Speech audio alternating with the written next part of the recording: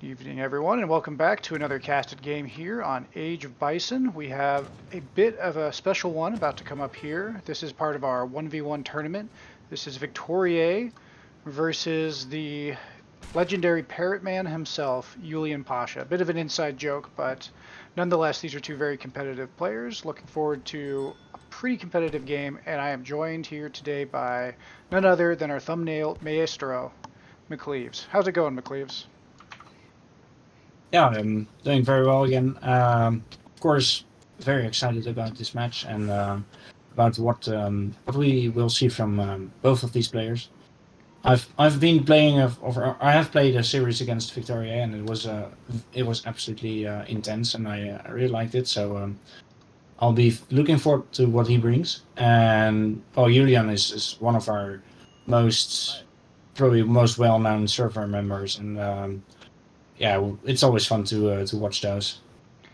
Exactly, and again, we kind of have a classic matchup here. Spain and France are two very flexible civs. They have a variety of openings. Spain does tend to FF. France tends to do what's called a semi-FF, so a bit slower for a bit more economy. But both these civs have a full roster of units, a variety of strategies, and some new twists since DE. So, what do you think about this map? And do you think this map will have any major influences on the card orders or strategies of these players? Yes, especially the safe TP line is very important. Is TP line safe now? Yeah. Coming in from Julian, and you can already see why he's one of our favorites. So good. Yeah, good. Yeah, I love how he's just like asking tips from his opponent. Mid game in the middle of a tournament, classic. right? Classic. But it looks like he's opening with a 12-10. Taking a look at his deck, this looks like a pretty standard French deck for IulianPasha. He might be doing what used to be called the Samwise 12 or the Samwise 10. It's a 12-10 overpop, allowing France to get up a little bit faster and utilize its Coeur d'Ivoire eco a bit quicker. But again, it looks like a lot of H3 play with some anti-water. For our opponent, anti-water. Yep, for our opponent VictoriaY here, his deck is 1 or 2v2. Ooh, Logistician. Okay.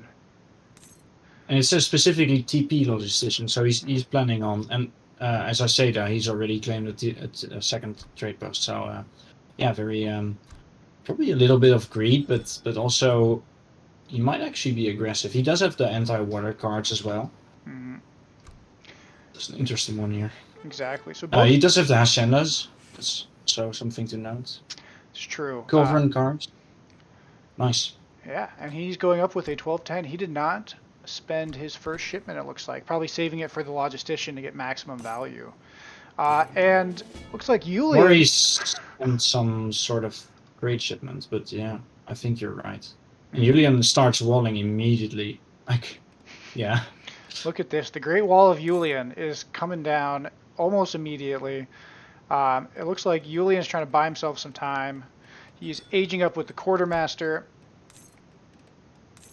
He's already sent Coeur d'Ivoire, so I would assume he will send 4 Coeur d'Ivoire. And yeah, it looks like both players kind of settling in for a bit of a long game with a lot of economic focus. Of course, for Spain, it's probably looking to get Stagecoach up as soon as possible on this back line. Yeah, I find it interesting that both of these players actually. Oh, what? What? Okay, let's actually focus on the.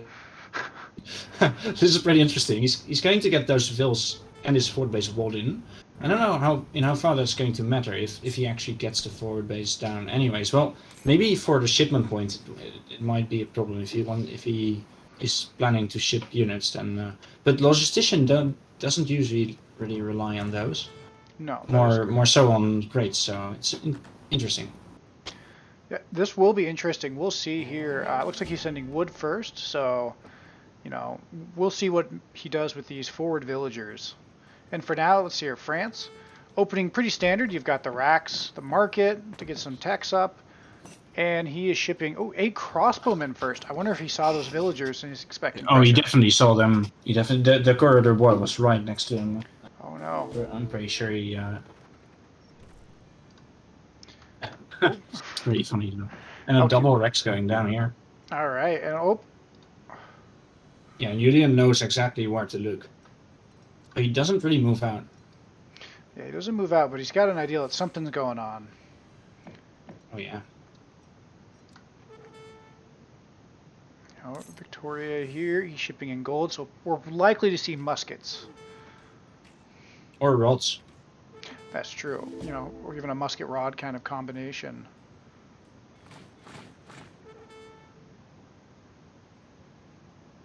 Yep, and good call there, McCleves. Looks like he's going for rods first. IulianPasha. I like that. Looks like he's got some musketeers He's going. Shipped wood first. He shipped wood instead of he shipped crossbows and wood. No for CDB. He's looking for the forward base. He's going to find it right now. Ooh, good catch. And he's in before the rods get out, so that's really good on his part.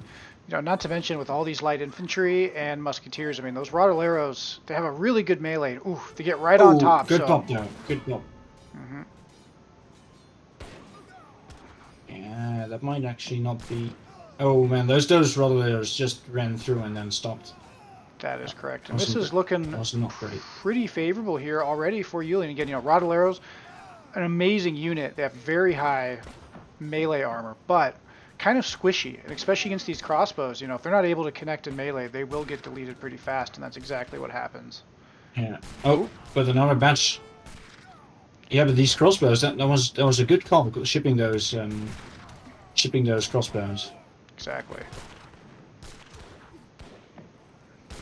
Yeah. Scout taking some damage. Oh, here comes the dogs. Bonito, Nacho, and Ceviche. I like Nacho. I think that's a good one. And again, just look at the hand tack on these things. Absolute monsters in melee. One of the most powerful. And he does save his. Yeah. Well, 18 melee is actually quite a lot. And he does save his forward base. Works. Just like that, IulianPasha finds himself on the back foot here now, right? Because, again, Spain probably should be, if it hasn't already, yep. Pretty soon here we'll be getting traveling merchant, right? Get a higher eco. It's got all the TPs. It's got logistician, 3 TPs, and Spain's, part of the civ bonus, right, is to have faster shipments. So. Yeah. Now here's one problem. If France manages to take out those barracks, Spain will not be able to rebuild them because there's a wall. This is true. Very risky. And it looks like Julian, he's going to send some Corps de Bois, and I think he's just putting a lot of faith on his eco. I did see in his market, yep, he was getting the great coats here. So we might see the famous French CDB pull here in a second. For those unfamiliar, of course, the French villagers, incredibly tanky for economic unit, and they can absolutely turn the tide of battle in a pinch. Yeah, especially at this stage of the game. Dogos are down. And he's backing off there. He's backing off. He's waiting for his next batch. There's 2 batches of musketeers coming out right now. Mm-hmm. We go again. See, but I kind of miss a batch of here for VictoriaY. I think so. I think going rods earlier, he was only able to get about 3 or 4 on each one. So, again, good game sense there on Julian to get right on top of it, and good game sense there on Victoria not to panic or anything and just say, hey, the next batch will win. I just have to, keep putting pressure. And this is always risky too, when you're the aggressor. It's interesting how Spain just keeps shipping going. Ooh. And again, talk about how tanky these villagers are, right? 243 HP, 40 shot. They're even faster than the musketeers, so. Wow. They just outrun there. Oh, and he's got the wall here. If he puts a gate, yeah, he's got the wall. I was going to point out, he can just nope out of this, but it doesn't look like he actually noticed, because he's going to lose at least 2. Oh goodness. That wasn't necessary. Ooh, 3. Oh, and he's gonna get snared. And he snares it. Breaks the snare. That wasn't necessary, I feel. But it happens. Look, he can't get out because there's a little. Oh, but you know what? Now A little Victoria, bit of his water army here. is going to get trapped here. Oh, actually, Or at least, well, nope, he walks off and he decides to sacrifice Explorer. Good move there. So we've got, oh, that was a big L for Julian, really. but at the same He's time, losing those 4 CB. he's still got more villagers though. So, the deciding He does factor. have the 700 coin in. hmm He's got more economy because the villagers, again, CDB do also gather faster. And on top of it, Spain, I don't believe, yeah, he still hasn't stage code yet. So his economy is going to start falling behind, but it looks like he's macroed up for 3. So I think both players. No, sorry. Just France. I did notice that Spain had this just Amara H card, so he might actually be choosing to use that at some point. He's trying to break this wall now. He wants to really get communications again. I think he might be thinking about getting a shipment, but now his barracks are under pressure, so that's bad. He did save a villager apparently on this side of the wall, so good on him. And I think the hard part too is he just went up to H3, right? And his shipment points are all the way back here. So if he loses these, he might lose a lot of momentum. And it looks like Julian is just kind of poking around, just kind of try to keep him busy. But isn't Julian aging himself? No. No, but he's on water though. He's got a dock. Yep. He's got a dock, and he's even sending caravels, which I question the caravels, but I like the dock. I think sometimes Caravel, you're using it for a combination of things, right? You're using it first off, I think, to get some line of sight on the water, and second thing, you don't want to start booming and then get nipped right in the bud by a 2 Caravel shipment from your opponent. So, I do agree. It's always kind of a coin flip, right? You either waste it because no one else is on water, which is kind of what we see going on here, or you save your boom. So, like many things in Age of Empires 3, scouting is key. Oh, and walling is also key. More walls. And it looks like, surprise, surprise, Spain did actually not upgrade its straight line, while France did. And that is really odd. I would have expected the other way around, but maybe he forgot, or it could have been also the resources too. Again, he gave up a lot of villager eco, right, in order to send all those Age 1 shipments as part of the logistician. So. And us aging quite fast as well, and of course, like putting on the pressure, and when you're pressured like that, you do actually invest a lot of resources in that. So it's hard to also get the eco. Correct. Mistakes happen in the heat of the moment, and so that's something I'm sure if Victoria's watching this right now, he's going like, "Dang." But we're all human here, and so far he's done a great job to keep that forward base. So. Now the question is, if you're Julian, how do you get, especially because, this is coming in, the Falconets, and it looks like he's going to age with exiled Prince, so, we should see a small window here where Victoria is going to have to want to put a lot of damage on, right? Because, again, his economy, 31 Vils to 21 Vils now. Now, one interesting move for Spain would actually be to actually also ship a boat and put it in a pond, so you can just bypass those walls. I don't know if you can shipment point this pond. Oh yes, you can. You can just you've got the shipment point in the sea, and you can just move it over. As long as you have line of sight, it works just like New England. Okay.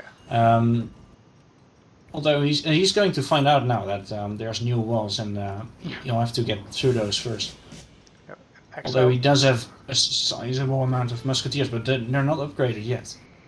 Well, he's going for the market for a larger gap, I guess. So. And if you're Julian, you're probably going to want to try to send Falks of your own, right? Because again, those Lancers are deadly. Ooh, watch your Vils. Oh no! Okay, you saw it. Cheeky little shot. He takes the shot and goes in. Nice. Love to see it. Oh, but this might be painful. He didn't upgrade his musketeers either. Is it actually coming in right now? Or no, it's not. No, but you know what? And those Lancers too. Yeah, but those Lancers are separated. So, a lot of them that's true. Are going to get kind of cleaned up here, and it's, that was about as good a fight as you could expect, right? Again, a little bit of a misplay there from VictoriaY. Yeah, given the fact that he's actually outnumbered, he's getting a pretty good value for sure. Yeah, absolutely. You know, and again, now we got a little bit of a skirm war. Here comes the I don't know how Minutemen. these. He's already repaired the walls, the wall, so he's Oh, actually he's trapped him. stopped any Cheeky, reinforcements now. big pro He's Julian trapped him, there. yeah. Big brain. That was that was big brain. I love it. Exactly. Now here come the Falcons. Oh, oh goodness! This is perfect. Yep. And what Oh, are you wow. going to do now? You only thing is melee the Falcons. It's like, and he's trying it. No, he's not. Oh my god. He's, you know. Oh goodness! Oh goodness! Yeah, he's going for it, but it's too late. Oh no, and he's ticked off the Treasure And Guardian. comes the landers. So now the Oh, Tigers are in the goodness. middle. What a... Oh, this is chaos. Wait, did it killed the tiger killed the kid? Oh no. It's just utter chaos. You know, again, Age of Empires 3 can be one of the most like clinical games, and at other times it just devolves into chaos, and that's what we've got right here. You know, absolute credit to Julian there, holding that push under pressure. You know, Spain had all the momentum, and just like that, in less than what 20 seconds, we've got a complete reversal. And if you're Victoria, you've got to be concerned now. Oh, he does ship in the frigate though. But not in the pond. But I love the move of like building back those walls instantly. That was really well done. It was. Creative. It was definitely not, as you'll even say, a me noob move at all. Oh, and looks like he's going to ship his own frigate in next. Yeah, he wants to save his water. That's understandable. Now the two caravels. So now it looks like the battle's kind of frozen on land a bit. You know, as each side licks its wounds and tries to remass. And we might see a pretty big battle on the water. You'd think that with that falconet, Julian might actually be able to push the barracks, especially since he knows that Spain sent a frigate. So he probably, you know, although Spain has more shipments, but he probably doesn't have the, you know, the tempo to actually stop the falcon push. That's correct. You know, and he's going to lose this frigate too. This frigate, unfortunately, not getting much value. Oh, here comes the counter. Well, he does have the caravels. He needs to get the shot off. Okay, okay. Ooh, that caravel takes a beating. Yeah. Yeah, caravel will go down, and then yeah, now it's back to the dock now. I think Julian has to go back to his fishing boats. And I think he's trapped. I don't think he can path past. Oh, that would be an issue. Yeah, but he's going to lose his water this way. He is, but you know what? This frigate's pretty wounded. You know, you can still go back to your dock, make a frigate if you have to. And it looks like Spain's booming, but you know what? He's going to age 4. Huh. And he's getting cuirassiers as well. He's even investing in more fishing boats, which I'm not sure why he's doing that. It's an interesting one, considering he just kind of lost the water. But yeah, going H4 will be massive.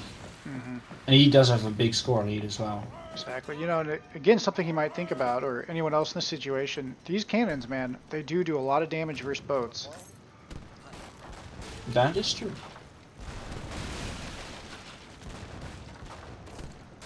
And the boats, both of them are quite damaged, So back here on land, though, it looks like Spain's back up to 3 TC. So, you know, good job here on VictoriaY, noticing that he's kind of behind in score, not panicking, kind of playing this little distraction game over here, getting the 3 TCs out, and just trying to boom his way back into this game. Because again, you know, France, he's got now 37 villagers. France is 39, but it's a CDB eco, so it's probably worth a little bit more.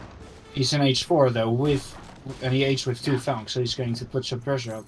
And I bet this is where Spain wishes he had Marvelous Shearing deck, because he's got 3 TCs, he's got good food production, but it could be so much better. Exactly. Looks like for Spain, yeah, all they really have on land is skirms, and this is a pretty sizable force. You know, again, you got the Crossier, the Falconets. It's about time Julian goes in. I agree. But until then, we're gonna have some boat sniping. And oh wow, even onto water. Wow, Victoria absolutely, or VictoriaY absolutely trying to boom back in this game. Very smart. And again, when you're the player that's behind and you're not under pressure, that's exactly what you should be doing, is taking that time and just trying to boom back. And of course, DE pathing, bespoke, Oh perfect. no. No, doing a little dance, little glitch out there.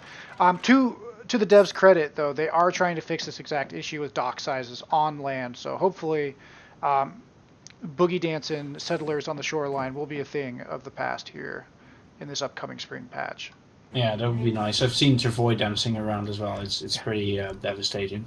exactly. And now France, getting its card in, but look at that score. It's starting to close in from Victoria. So again, I think Julian, again, he went up to age 4 first, and just like how Victoria went to age 3 first, it's really going to be on to Julian to make the most of that advantage and try He's got to. those Falcons. He just needs to take advantage of it, as you say. Yep, exactly. Because the 3TC Eco here from Spain plus water, it's going to take off, and when it does, Julian's going to find himself on the back foot economically. So. There's Victoria with his own rolls.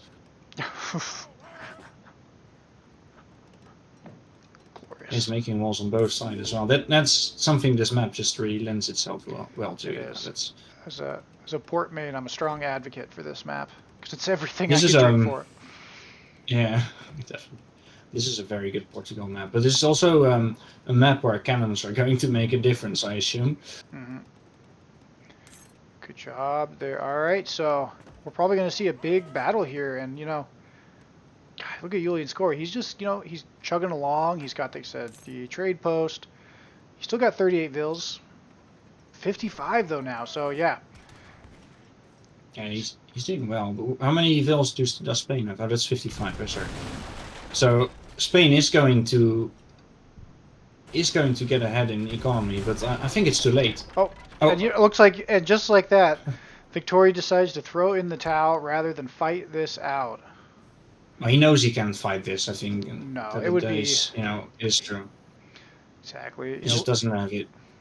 He could possibly try to stall and delay, but this was a game 1 of a series, right? Of a best of 5 or a best of 3, and nonetheless, sometimes when you're in a tournament or a ladder, you just look at the the odds of you coming back, right? And you're like, I'm gonna have to work 3 times as hard as my opponent. I'm gonna have to play everything perfectly, and I'm just gonna exhaust myself. So maybe Victoria decides, hey, I'm just gonna take my L, recompose myself, and go on to the next game with like a fresh outlook and a fresh perspective. And I think that's exactly what happened here. That's probably and maybe he had a look at the score as well. I think the score is pretty telling. Though actually, Spain did. I think Spain did still have a chance to stall it and maybe turn it around, but it was really tough. And being an age behind your opponent and having such a massive score gap is kind of discouraging. So I do understand it. Exactly. Although again, scores can be kind of played with in this game, so they're not an exact science, although they are an exact math. So, GG to both players. Looking at the stats here, like I said, most resources. IulianPasha, again, I really believe forgetting to upgrade this trade line here in the back is probably what ultimately cost Victoria, because he had some very solid pushes, very solid tempo, but he just didn't quite have the mass to finish Julian off, despite some, good Vil picks down here, pushing off the initial attack on his forward bases. Just was not able to close it out. So again, showing why he's a very strong player. Julian, who, despite his probably best wants, did not, a single time type in me noob, me useless, into the chat. And really showing, while Julian is again famous for kind of being hard on himself, I think he played that matchup very solidly, very safely, took his time, walled.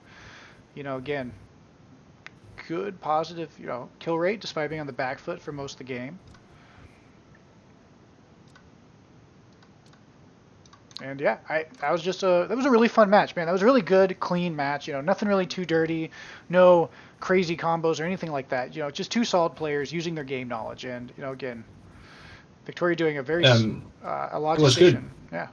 Yeah, mistakes were made. I think especially the trade round, as you say, that was a big one, or rather not upgrading it. But and also the walling was just incredible. So yeah, and of course the water play. You don't see a lot of water play like this. So this was pretty intense, really, Yeah, it was. for what you usually get. So yeah, really good. France in the end just out tempoed Spain. I feel. I think so. Yeah, I think it's exactly what happened. Victoria, because the logistician, you can see it right here, the classic logistician, eco dumps, was able to sustain him for a long time, but eventually the French semi-FF, very solid boom, was able to overtake. And although, it looks like Victoria was starting to bounce back, it was just too little too late. So, That was tonight. Yeah. yeah. Again, so if you've made it this far, folks, thanks for watching. Uh, we had, the big announcement. This will be, ironically, our 500th subscribed video as part of this recording. So I just want to thank everyone that's been helping us and been part of this community. I've certainly enjoyed casting every single one of these games. I look forward to casting even more games. Especially as the tournaments, the time in between, will give us opportunities to cast more one-off or casual format games. But yeah, I really enjoyed this. I hope everyone that watched it. Cleves, do you have any closing thoughts? Oh, really happy about reaching 500 subs. You guys are great, and yeah, keep watching. Yeah, we hope you guys keep tuning in, and hope everyone else here has a wonderful day. And we'll see you on the next video. Bye-bye.